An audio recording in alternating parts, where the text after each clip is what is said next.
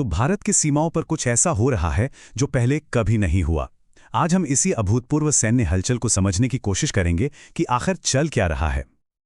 और इन सब तैयारियों को देखकर ना मन में एक ही सवाल उठता है, जो शायद सबके मन में है, कि अब वाकई कुछ बड़ा होने वाला है।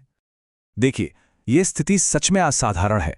ऐसा इतिहास में पहली बार हो रहा है कि भारत अपनी पश्चिमी और पूर्वी दोनों सीमाओं पर एक साथ इतने बड़े स्केल पर मिलिट्री अलर्ट्स जारी कर रहा है। अच्छा, ये अलर्ट्स नोटम के जरिए जारी किए गए हैं। नोटम का मतलब होता है नोटिस टू एयरमैन।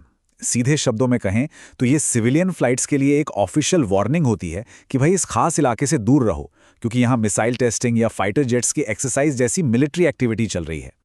चलिए, अब इस ऐतिहासिक सैन्य तैयारी के पैमाने को जरा और गहराई से समझते हैं। इस तैयारी का स्केल वाकई चौंकाने वाला है। ये सिर्फ किसी एक बॉर्डर तक ही सीमित नहीं है।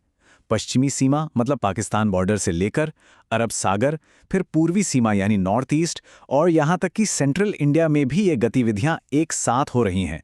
ये एक पूरी तरह से कोऑर्डिनेटेड देशव्यापी एक्शन लगता है।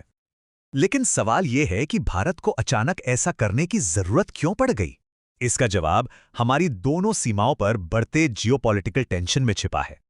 अगर पश्चिमी मोर्चे की बात करें तो तनाव बिल्कुल साफ है। कुछ ही हफ्ते पहले पाकिस्तान के रक्षा मंत्री ने तो सीधे सीधे युद्ध की चेतावनी दे दी थी। अब ये बयान ही अपने आप में बताता है कि सिचुएशन कितनी गंभीर है। और पूर्वी मोर्चे पर भी चुनौतियां कम नहीं हैं। खुफिया रिपोर्ट्स की माने तो पाकिस्तान की आईएसआई एजेंसी बांग्लादेश के ढाका में एक सेल बनाकर भारत के नॉर्थ ईस्ट में अस्थिरता फैलाने की फिराक में है। भारत इस खतरे को कितनी गंभीरता से ले रहा है, इसका अंदाजा आप इन आंकड़ों से लगा सकते हैं। देखिए, 2020 से 2023 के बीच नॉर्थ ईस्ट में साल में मुश्किल से 1 या 2 मिलिट्री एक्सरसाइज होती थीं, लेकिन 2025 में अब तक ये आंकड़ा 6 से ज्यादा हो चुका है। ये साफ तौर पर एक बहुत बड़े स्ट्रेटेजिक शिफ्ट का संकेत है। अब देखते हैं कि ये सब भारत की जो नई मिलिट्री स्ट्रैटेजी है, उसका हिस्सा कैसे है। असल में ये कोई अचानक लिया गया फैसला नहीं है। ये सब ऑपरेशन सिंदूर नाम की एक सोची समझी सैन्य योजना का हिस्सा है। इस ऑपरेशन के तहत भारतीय सेना लगातार हाई अलर्ट पर है। और इस बात की पुष्टि खुद एक भारतीय वाइस एडमिरल ने की है। उनके मुताबिक हम ऑपरेशन सिंदूर के तहत तैयार और तैनात हैं, और ये जारी है। मतलब ये हाई अलर्ट भारत की एक्टिव पॉलिसी का हिस्सा है।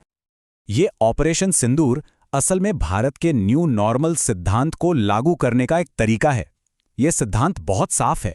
देश के खिलाफ कोई भी आतंकी हमला अब सिर्फ एक हमला नहीं, बल्कि एक्ट ऑफ वॉर यानी युद्ध की कार्रवाई माना जाएगा, और उसका जवाब भी पूरी सैन्य ताकत से दिया जाएगा।